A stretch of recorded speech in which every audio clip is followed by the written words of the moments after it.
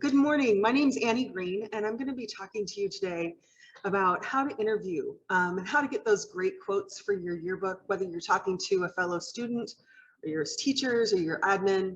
We want to be able to go up to somebody and have a great conversation that kind of leads to a story or something that you really want to read rather than those boring quotes that we sometimes get when we're in a hurry. So let's get started. Just a little about myself. My name's Annie Green, like I said, and I'm a journalism advisor here in the Pacific Northwest. And I've been teaching for 26 years here at Glacier Peak High School, and I love my job, but mostly I just love people. And whether I get to tell their stories or learn their stories, it's one of my favorite parts about my life is being a part of this journalism community. And I hope that when you, after these, 35 minutes or so today, that you really go away with some knowledge about how to better talk to folks to help your journalism program at your school. Okay, one of my favorite quotes, Ralph Waldo Emerson quote about interviewing says, in my walks, every man I meet is superior in some way. And in that, I learn from him. And what I think he really means is, in my walks, every person I meet is in some way superior. In other words, they know something about something more than I do. So it's almost like every person that I meet in my life, I know that they're gonna be an expert in something that I'm not. And I wanna know more about what they think and what they have to say. Even if we don't always agree, I really like just talking to people and finding out, their quirks and what makes them tick. And I think that's part of putting together a yearbook or any sort of news organization, is that your job is to tell the stories and tell the lives and the thoughts of those around you, and record this in this time capsule of a yearbook that to share later. So really getting to the heart of what people think about things is really what's most important. Okay, so how to talk to people in a way that results in great yearbook copy. That's the key. Nobody really wants to read that quote that's more or less like, oh, the team bonded at team dinners and the season was fun, or the homecoming queen was like, it was so unexpected. All of those quotes that you've probably seen in yearbooks over the years. We want to dig a little bit deeper. And so in order to do that, there's kind of three phases, or what I'm going to teach my kids this year is that there's three different things that will help you the best prepare for the best interview, to help those people that are around you that you're talking to feel comfortable and want to share with you, because no one really wants you to come up to them and say, hey, give me a quote. I'm on an assignment from my yearbook teacher and we need to talk about that assembly. So can you just tell me your favorite part? I mean, that's really not the best way to start with things. We want to do a little bit better and prepare a little bit better than that. So let's talk about the prep. These are things that I kind of included that I thought, these are the things that I probably read in my own yearbook. And one of them was, the game was rad. I had a great time. And afterward, we yeeted out of there to get to Mickey D's before they closed. And I was like, really? Really? I realized that there's some slang in there that I would want to capture for this last year. But I was like, that didn't really tell me much about what went on during that game. It was just like, it was this really awesome playoff game, and the fact that that was the best we got was kind of sad. So how do we do a little bit better job? We can do a better job. We can do better than that. So this is another one. The team bonded at team dinners, and I love my team because they're so close and we're like a family. I've read that 1,000 times, and I'm so glad that the team is close and the coach is doing a good job getting them to gel, and the kids are getting along and stuff. That's great, but tell me more. Tell me more. Okay, so we want this book that's going to bring back, really good memories of the times that we have, or even if there was a sad time, what was the takeaway from that? What pulled at our heartstrings? What made it good? What we really want is authenticity. We want to meet with our friends and people. We want to know, who the real person is. We don't want to have some sort of fake, anybody could have said that kind of quote. We want the people that we're interviewing to be who they are, but share with us what their experience was like with some vivid details. This means it's okay to use popular slang. You could use yeet, that's not a bad thing, but we want a little deeper quote. Appropriate, but conversational. The tone that you would take with your friend group. It should sound like you're talking with your friends. It should sound like a story. It shouldn't sound pretentious or with lots and lots of words. You're a journalist who wants to produce a professional publication, and in that time that you have to do it, you want to tell the best story that you can. That means that you got to be prepared to do an interview, be prepared to talk to people that you may not know, which is a little scary, or maybe even older than you. So what's the best way to prepare for an interview before it? So in the end, you get the great stories out of your audience. Okay, number one, do your research. This means find out about the person you're going to interview before you talk to them. Now, most of the time I would tell you not to cyber stalk the people who you want to interview, but I confess, I did this just recently. We needed a new art teacher and we had 3 candidates, and there were 2 that had really strong interviews, and my coach teacher and I that were interviewing her, I know we looked them up on Facebook. Because we're old and we have Facebook, but I give you permission to look around and see if they have an online presence on TikTok or Instagram or Twitter or whatever social media is popular around where you are, and check this person out. So you feel like you know a little bit of background. Even if you don't know a ton about basketball and you're doing a basketball interview, it would be cool to know that that person loves college basketball, maybe even Gonzaga. And then you have just found your icebreaker questions. You can ask them a little bit about that team and what they like about them. Let's go with that. Now, I want you to tell me how I know you're an internet stalker without telling me you're an internet stalker. Now, TikTok fans, you're going to get this. Let's do a little bit of this. I'll go first. Now, what I'm saying is don't go over here. Don't go overboard. Don't misinterpret what I'm saying. I'm saying prepare by checking out an online presence to see if they post what they're related to or what they like. That's what you want to just kind of know them just a little bit enough to ask some questions. You don't have to go in and like every single one of their past photos for the past, 30 years, at least 3 years that they've had TikTok. But yeah, you don't want to do this. Don't do this. Okay. So basically you don't want to look dumb, and they don't want to look like they have their time wasted because you weren't ready. So if you're not a basketball fan and you're interviewing someone that is on the basketball team and you have to write a short piece for the basketball spread, educate yourself a little on the major events going on in sports right now. Nothing more than reading a couple of articles about basketball or what's happening. So at least you know a little, and you can ask some questions about that and how they're feeling about the current events or what's going on in their world.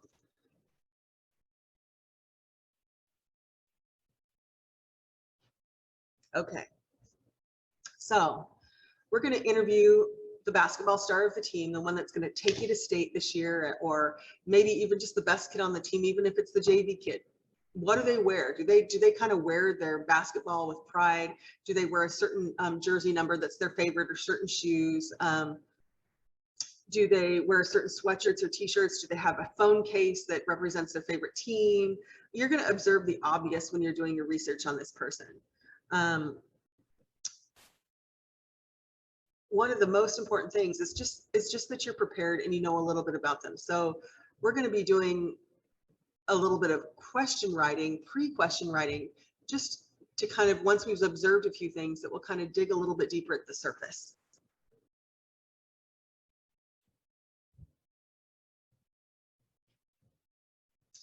Okay, so you've done your research. You know that they like Gonzaga. You know that they wear a lot of basketball jerseys to school. They have a Go Zags case on their phone. So you've got a couple of icebreaker questions, but now you want to kind of ask them a little bit maybe more about the team and about their role, and maybe even about to get them to tell you a story about how they got started, that kind of stuff.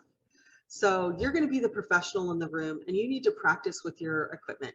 Because the worst thing is if you're standing in front of somebody and you've got your pen and paper and you're trying to get their exact quote, but they're talking too fast. So I highly recommend that you record something with your phone, not necessarily a video, but at least an audio recording. And that way you can go back and you can listen to it a little bit later and you can get their quote exactly right, versus trying to write down everything that they're saying because they're saying such good stuff and telling you a story. But as an interviewer, you want to kind of maintain that eye contact and keep them talking by your body language and nodding at them and keeping them going and kind of encouraging through that so that they keep telling you the story. And if you're trying to write, it's almost like a little distracting, and they feel like they kind of have to stutter with their speech in order for you to get all the words down. So we want it to be the most natural thing on how you do it. Now, as far as your cameras and other things going, a lot of times when we're interviewing at our school, we're taking a photo of that person because it's going to be either in a sidebar or a short story. So we want a photo to go along with their interview or their quote or whatever. So a lot of times we'll have them go change in the bathrooms. We're lucky that the bathrooms are right next door to our classroom, but put on their jersey or something so we can photograph against a white background of at least the student in their jersey for this quote. So you want to make sure that your equipment's set up, your cameras are ready, your batteries are charged, you've got a card in the camera. You might want to practice before you go out and get this kid and bring them into your room. You should just look like you've done it a million times, like you are the professional. So practice, practice, practice with those things. Now, before you actually start recording the interview, one of the things that sometimes I know that I've forgotten in the past, like I'm so intent on this deadline and trying to get this stuff done that I even forget to introduce myself. Like they don't even know really who they're talking to. So you really want to walk somebody through what you're going to do because it helps them feel more comfortable. Now I know that we don't have a ton of time and sometimes we are in a hurry. So just giving like the short answer. You don't want people to be surprised or like they didn't realize this was going to go happen or wasn't going to be in the yearbook for everybody to read. So you want to be as upfront and just let them know, hey, I'm going to give you, ask you a couple questions. It should take like 2 to 3 minutes, unless this is for a longer piece, than 5 to 10 minutes. I'm going to record your answers just because I want to get it right when I'm typing. I don't want to misquote you and kind of go with a generalization. I want to be as accurate as possible. And I'm looking for some answers that'll help me write an article for you and about how you play basketball with this team at school and what that's like for you. So if you wouldn't mind just having a seat here, and I'm just going to set my phone on the table and hit record, and then we're just going to have a conversation if that's okay. And hopefully you'll kind of have let them know, and they kind of realize they're walking into the yearbook room, or they know who you are because you have your badge or your t-shirt on, so they get why they're there. But just setting them up to give you, oh, they want like 2 minutes worth of quotes, or they want me to talk for 3 minutes, that kind of sets them up to know that you don't want just a 1 or 2 word answer.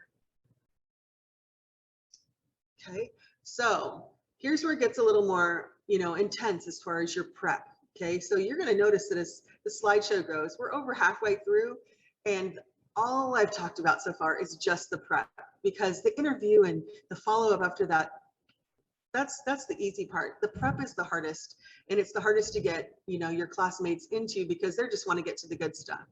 But you will have the best answers and the best quotes and the best stories if your prep is done right. So I can't say enough good things about this.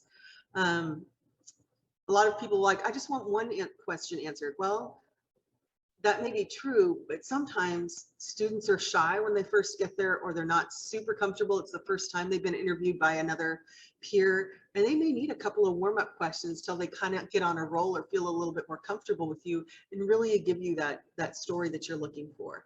So I always say, write 10.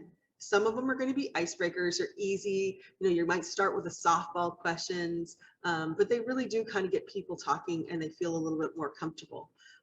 We really want them to tell you a story. And you guys all know this, a story, you've been in English classes for years now. They have a beginning, a middle, and an end.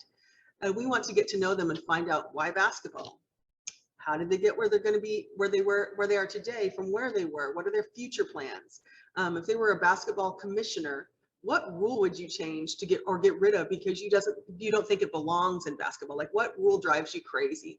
Those are the kind of things that you kind of want to get to, but you might start off with, hey, I heard you're a huge Gonzaga fan. Who's your favorite player?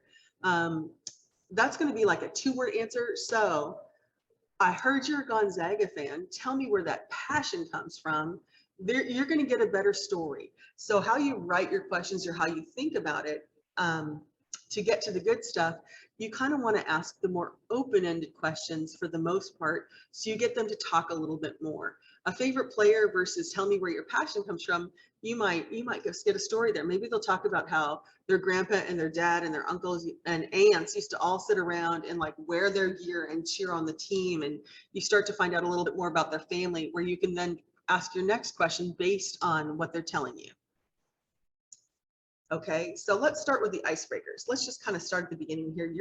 You're leading up to the harder questions, or the ones where it may cause your interview to think for a minute, and that's good. You want this person to be comfortable. You want them to share their experiences with you, so you can write a great story about them, or capture their thoughts for a Q&A or a caption. So you want things that will make you feel like relatable. So let's start with you. Let's start with an example. Tell me about the first team that you remember playing on. Okay, and most of the times kids are kind of superstitious about and people in general, I should just say kids, players are very particular about the jersey numbers that they wear. So you might start with that. Have you always played with the number, 12 on your jersey, or is that your favorite player? You can kind of like lead with those kind of easier questions because people usually have a great answer, or it's quick because it's something that they've done over and over. Have you ever played on a team where you were younger, where the parents of the players took the games just a little too seriously? Tell me about one of those moments. I know as a parent, I've seen some parents on the sidelines maybe lose their cool for a little bit, but it makes for a pretty funny story sometimes. Kids like to sometimes, tell about the time when somebody else's parent got a little crazy over a call. I mean, those are kind of, it gets them laughing and gets people, those icebreaker things, because we've all kind of probably experienced the fan that got a little bit too intense for the Pee-wee basketball game.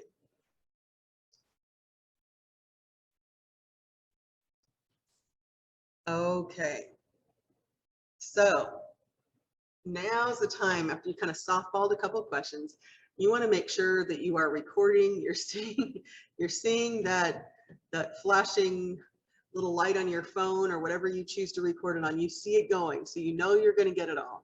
And the important part about the interview is that you don't interrupt. You're really going to let that person chat for a while.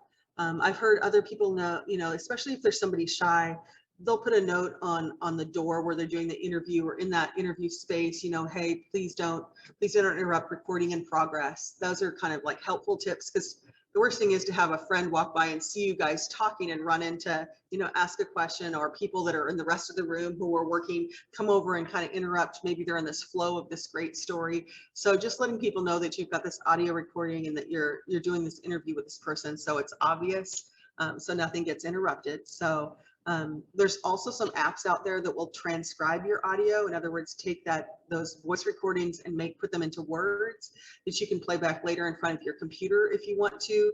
Sometimes there's a cost associated with them, but there are some probably free ones that probably have ads or something out there. But those are kind of nice if you don't want to have to go back through and transcribe everything.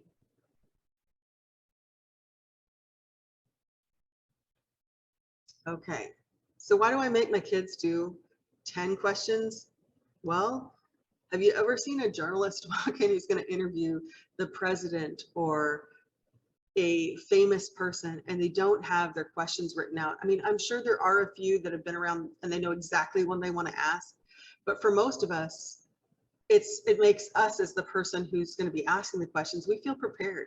If you're going to go to the principal's office, sometimes even as a teacher, that's my boss, and I want to know, I might have several questions, but I know I'll get in there and I might get flustered or something. So I oftentimes take a sticky note in my hand, and it just has like 3 different things I wanted to talk about, just in case he goes off on a tangent on number 2 and I forget to ask number 3. I can just kind of give it a quick glance and say, oh yeah, I forgot to ask you about whatever it is. So just knowing that I'm going to get my questions answered, just to be a little bit prepared, it just gives you a sense of calm, maybe while you're interviewing. If you're younger, interviewing somebody that's older that you don't know, that is maybe really popular, that's intimidating. I remember being that young person and being like, I don't want to go talk to them. They're a senior, and that's scary. But once I kind of had my questions and I did my research and knew what I wanted to ask, not that I was totally comfortable, because that would be a lie, but I sure felt a heck of a lot better than just going up and like kind of then blanking, because this person's kind of, I think of that person as really cool. So the other thing is, it's what the professionals do. We're supposed to be young journalists who are writing this story or this history of the year, and we want it to be a professional product, or as professional we can in the time allotted. So let's look like professionals or mimic them so that our work also comes out professionally. Also, for sure, you'll get the material you need if you have 10 questions, 10 good questions. Um, People will talk to you if you kind of ask an open-ended question and they tell you a story. That is exactly the kind of stuff that makes for excellent quotes. If you go in with just one kind of silly question, you're going to get one kind of silly answer that reads funny. So being prepared is important. So let's take a look how to craft a question, because sometimes if we go back to the basics and this is new to you, well, what do I ask? You know, you need somebody to kind of tell you,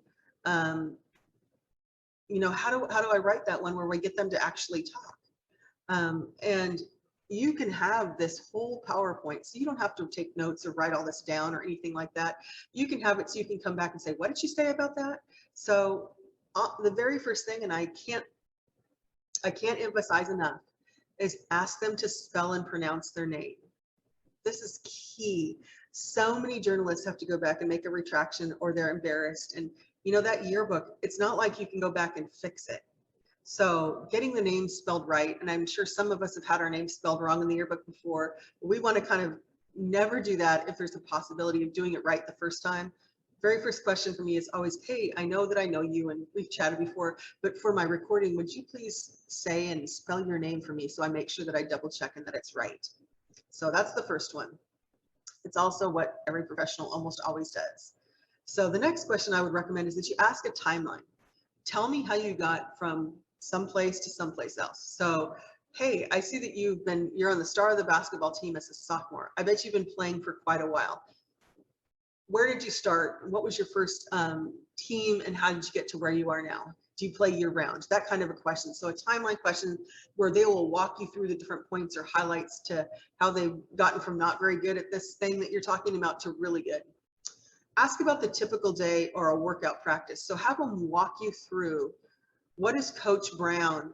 How does he run his, hour and a half or 2 hour practices? What are the requirements that he always makes you do? What makes for a hard practice versus an easier practice? And it's like there's certain day always leg day, those kinds of questions. So ask them to kind of walk you through what a practice looks like. And then the next thing that I highly recommend is ask them to describe something. If I were to walk into the locker room at halftime when you guys were behind or losing, what would that look like? So I found that some of our strongest photography, some of my favorite photos over all of these years that I've been doing this, is to have a photographer, and they've asked ahead of time if they can go into the locker room while the coach is coaching or drawing up some plays for the second half, and the team is intently looking. And you can tell when it's a blowout game and they're really, really far ahead. And you can tell when they're a few points behind, the leaning in and the seriousness on their faces and the different things. And they'll be sitting on these half lockers and the coach is drawing it out and he's like really animated. Having them tell what that scene is like or how that makes them feel in there during those times, those are great answers to those questions that you're going to get. Another one that I highly recommend is an inspiration question. Who do you attribute getting to where you are today? Is there somebody that was inspiring to you? Was it a family member or a grandpa or a dad or an uncle? Or do you just really look up to a famous player who really resonates with you? Who inspired you the most and why? It's a great question and gets people to talk a little bit more. So these are my last examples of questions. Of course, there's a million more. And the thing about when I'm kind of recommending this is if somebody starts to tell you a story and it's super interesting, you could say, hey, I'm really curious about what you just told me about your dad teaching you basketball when you were younger.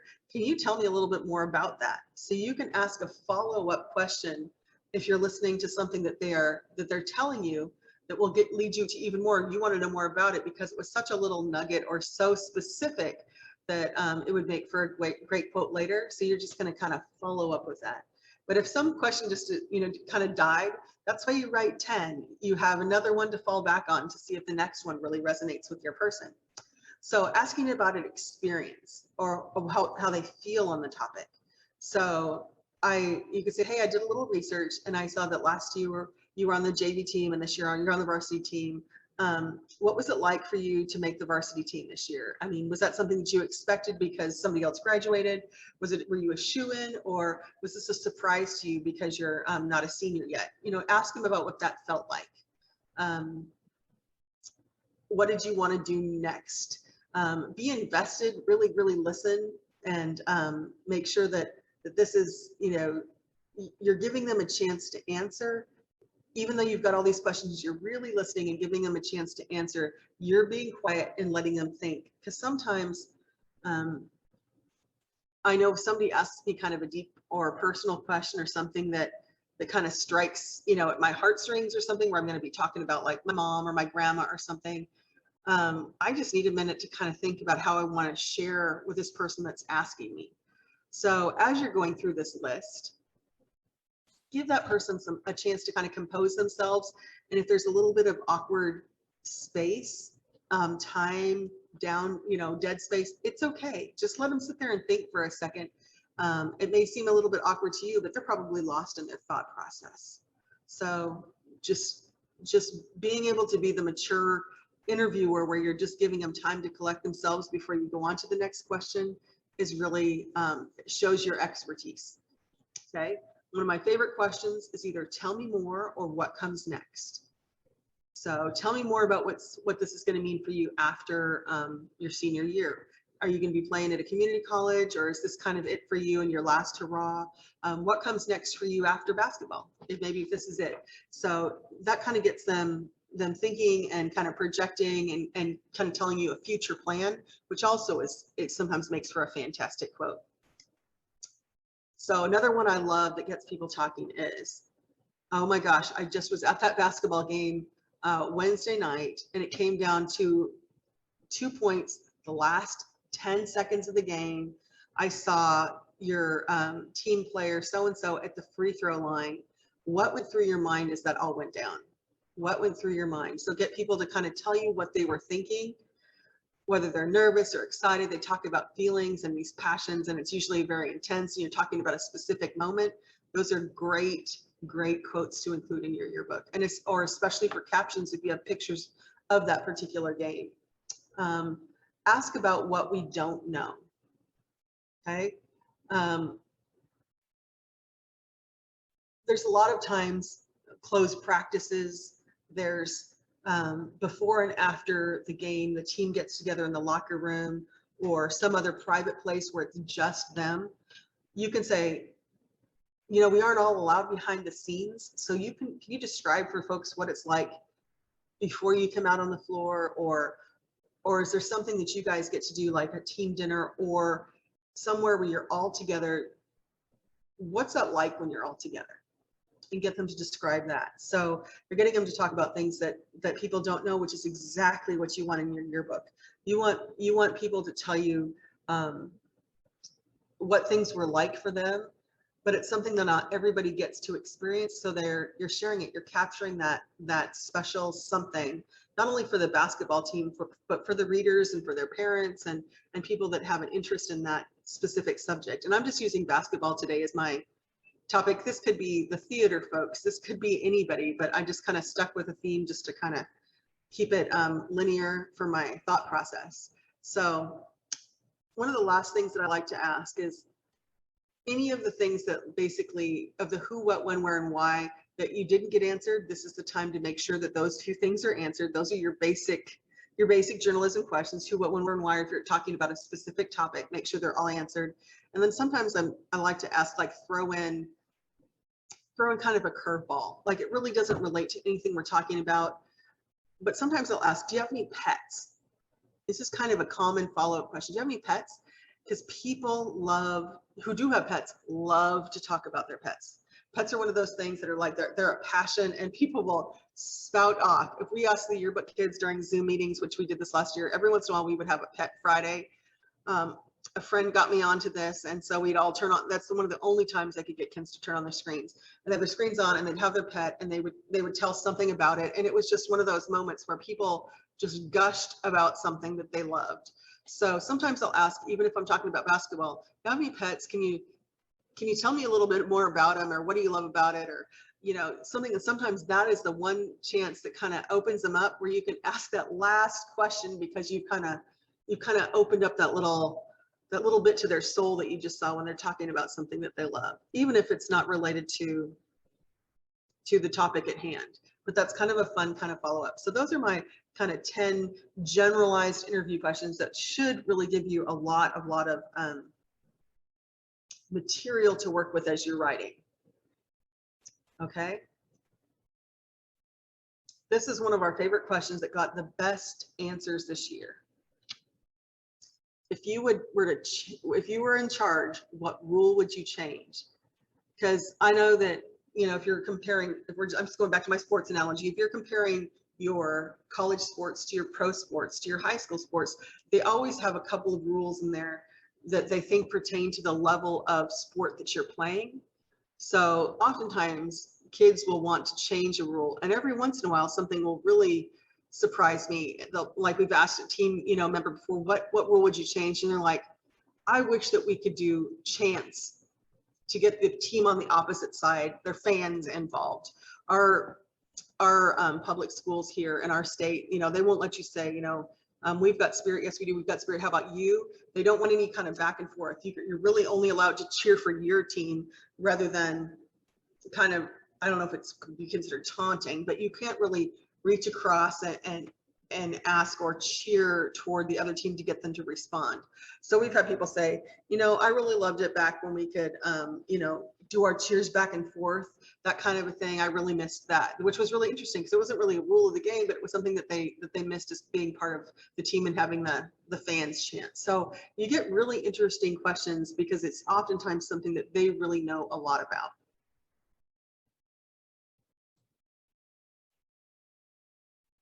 So one of the things that's a really good technique as a journalist is to say, all right, I think I've got this, and then retell their story.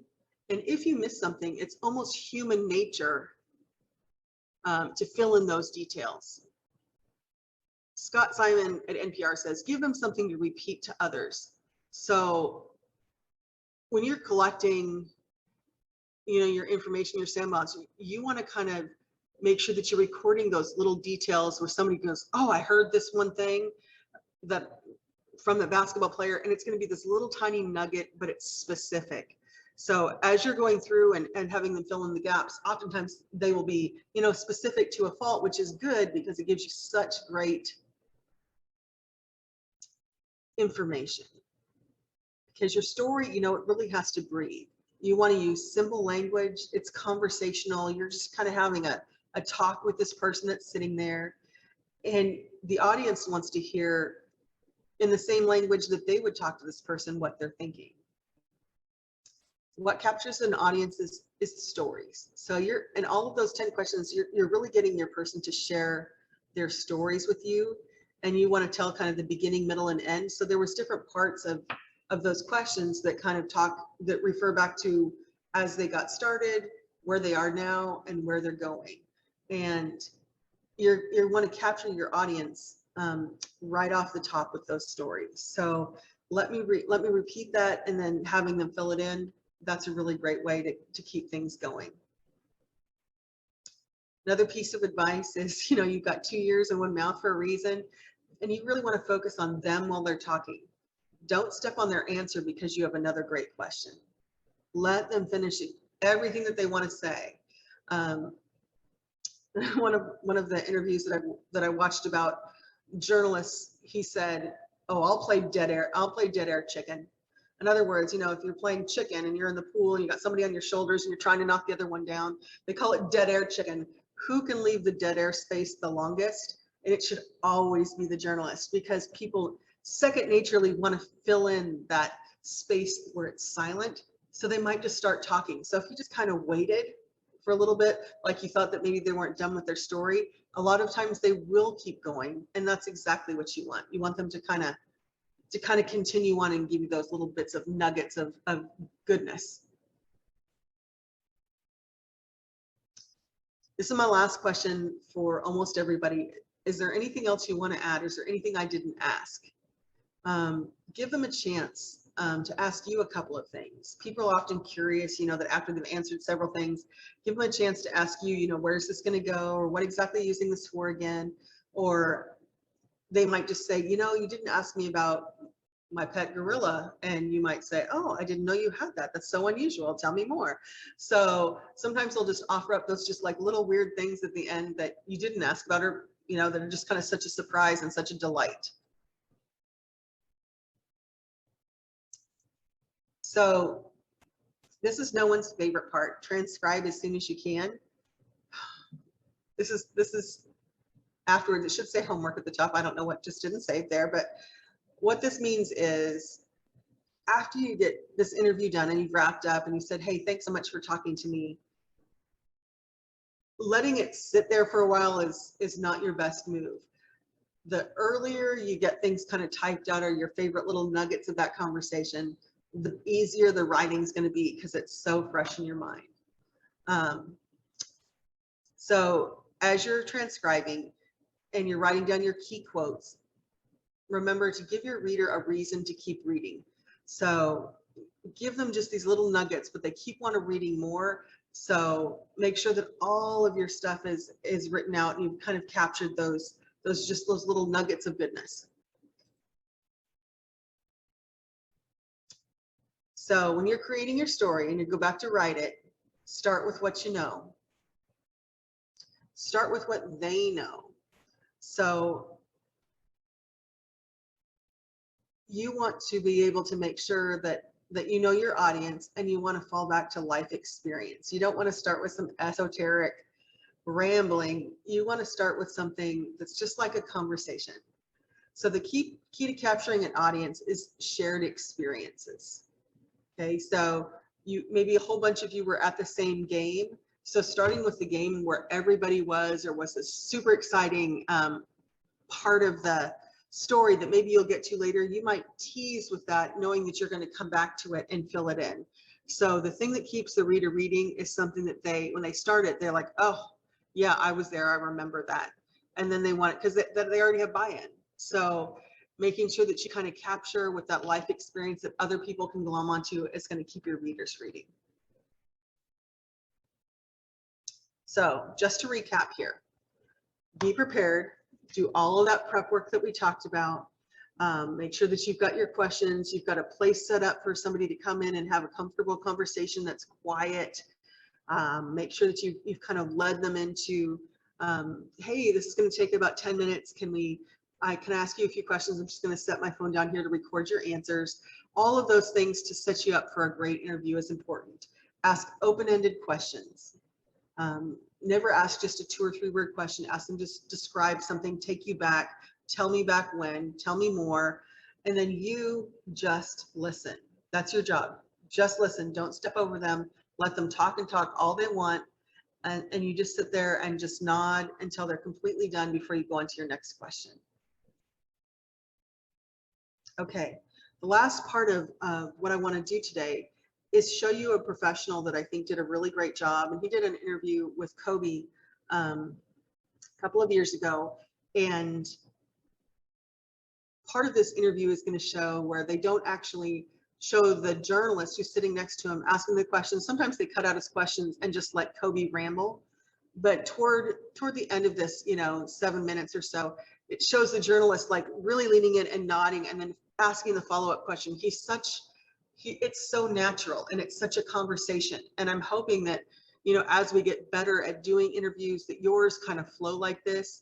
And I think it's just a really, I think it's great what Kobe says, the information that he's sharing about his career. But I also think the journalist that gets him to share that information does a fabulous job of getting these nuggets of just pure joy or pure emotion out of him by what he's asking. So about halfway through it, you'll start to see the person who's filming doesn't cut out the journalist. You can kind of see him get in there and ask the question. I wanted to be one of the best basketball players to ever play. Anything else that was outside of that lane, I didn't have time for. I played games with the flu. I played games with 102-degree fever, man. Power. This obstacle cannot define me. It's not going to cripple me. It's not going to be responsible for me stepping away for the game that I love. I'm going to step away on my own terms, because when I retire, I didn't want to have to say, I wish I would have done more. I would watch Magic play, I'd watch Michael play, and I would see them do these unbelievable things, and I'd say, you know, can I get to that level?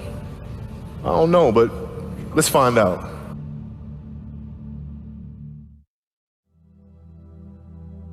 Who would Shaq be if he had your work ethic? He'd be the greatest of all time. If Shaq had your work ethic, he'd be the greatest of all time. Greatest of all time by a mile. Sure. He'd be the first to tell you that, for sure. I mean, this guy was a force like I have never seen. I mean, it was crazy. You know, a guy at that size, generally guys at that size are a little timid and they don't want to be tall. They don't want to be big. Man, this dude he did not care. He was mean. He was nasty. He was competitive. He was vindictive. I mean, I wish he was in the gym. I would have had 12 rings.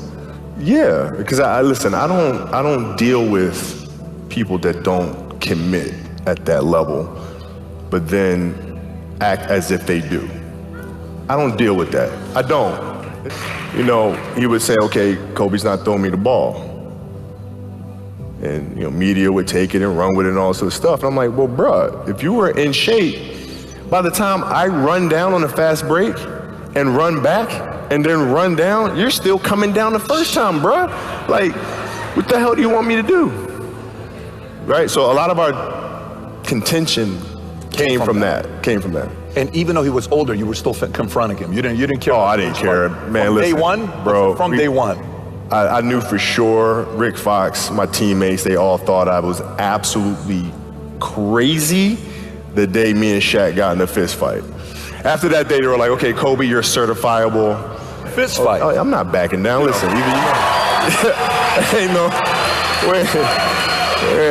You know, there's a level of respect. And for Shaq, too, by the way, I know he's told me that day was a big turning point for him, because it was like, you know, he's generally used to talking trash and saying what he wants and nobody really stepping up and challenging him on that. And when he saw me challenge him on that, he was like, this kid's crazy. All right, I can win with that. So at 13 years old, I had a kill list. And so, you know, they used to do these rankings. It was Street and Smith basketball rankings. And I was nowhere to be found because I was like 6'4", scrawny, like 160 pounds soaking wet. So I was like 57 on the list. And so I will look at 56, 55, all the way up to number 1, who these players are, what club teams they played for. So when we go on an AAU travel circuit, I got to hunt them down. Right? And so that became my mission in high school, is to check off every other person, all those 56 other names, hunt them down and knock them down.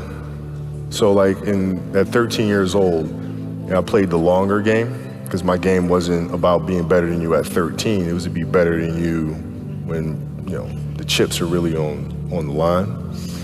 So when we played at 13, I would size you up and see what your strengths and weaknesses are. How do you approach the game? Are you silly about it? Are you goofy about it? Are you good at it just because you're bigger and stronger than everybody else? Right? Or is there actually thought and skill that you put into it? Right? And when I'd play to my weaknesses. I wouldn't play to my strengths. I played to my weaknesses. Because when you're playing summer basketball, there's so many games. So there's not a lot of skill work being done. So when are you going to get better? Right? When you're playing in competition situations, you're only playing to your strengths. Why? Because you want to win. Right? So what I would do, I was work on the things during those games that I was weak at. Left hand, pull-up jump shot, post game. Right? So I have a strategy. And so then fast forward to when I'm 17 and my game is completely well-rounded, and that player at 13 that I saw at 13 is still doing the same shit at 17, now you got a problem. That's right. Okay, I shot 5 air balls on national TV in front of millions of people that cost us the series, and I'm 18, I'm fine, dude. Well, you know, you gotta look at the reality of the situation. You know, like for me, it's not, you know, you kind of gotta get over yourself. Like, it's not about you, man. Like, oh, okay, you feel embarrassed. You're not that important. Like, get over yourself. That's where you go. Get over yourself, right? Like, you're worried about how people may perceive you, and like you're walking around and it's embarrassing because you shot 5 air balls. Get over yourself, right? And then after that, it's okay, well, why did those air balls happen? Got it. High school, year before, we played 35 games, max, right? Week in between, spaced out, plenty of time to rest. In the NBA, it's back to back to back to back to back to back to back. I didn't have the legs. So you look at the shot, every shot was online, but every shot was short, right? I gotta get stronger. I gotta train differently. The weight training program that I'm doing, I gotta tailor it for an 82-game season so that when the playoffs come around, my legs are stronger and that ball gets there.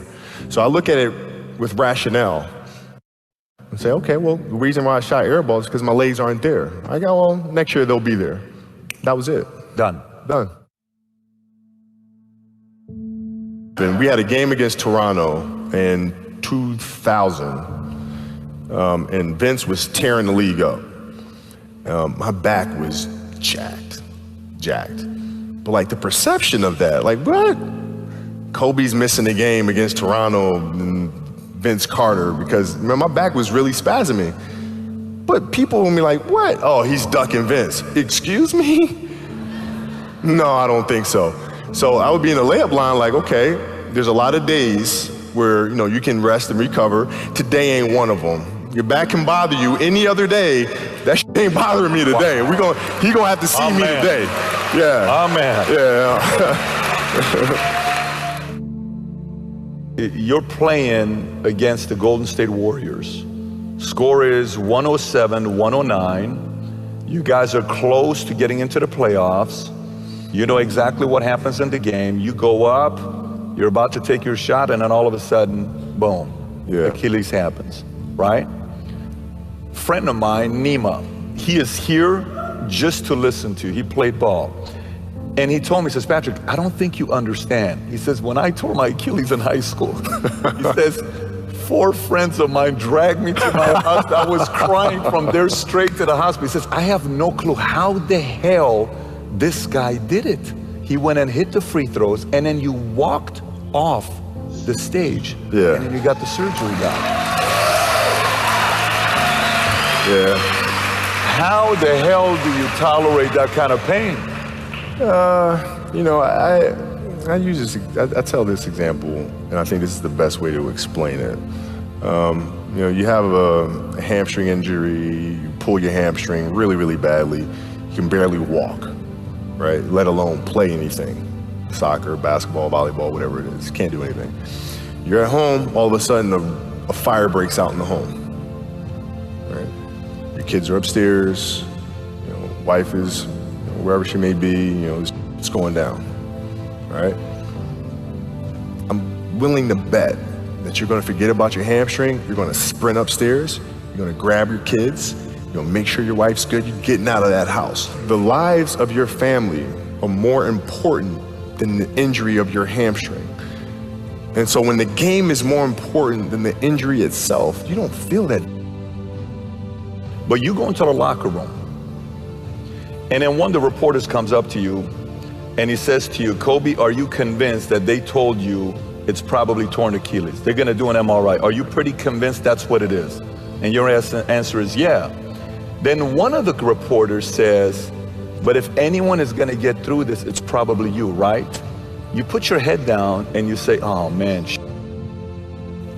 Dude, wow. Achilles were like the kiss of death. Yes. Athletes, like yes. I don't know if I can do this. I don't know. There's so many factors. There's the surgery that has to take place. The surgery has to go well, right? And then it's a tendon. I'm not dealing with anything that's muscular or things that I can control. I can't control a tendon.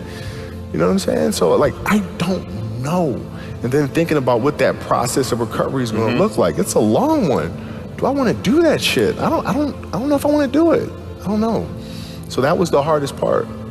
You don't know if you want to do it, or you don't know if you are going to be able to come back from it? Both. Both. I don't know if I can do it. I don't know if I want to do it. Got it. I mean, it's a long process. But like, when I went in the trainer's room, my kids are in there, and they're looking at you and stuff, and I'm looking at them, and I'm like, it's all right. Dad's gonna be all right. It'll be fine. It'll be all right. It'll be all right. It'll be all right. As a parent, you gotta set the example. You gotta set the example. This is another obstacle. This obstacle cannot define me. It's not going to cripple me. It's not going to be responsible for me stepping away for the game that I love. I'm going to step away on my own terms. And that's when the decision was made that, you know what, I'm doing it. I'm doing it. You're a freaking beast, bro. Yeah,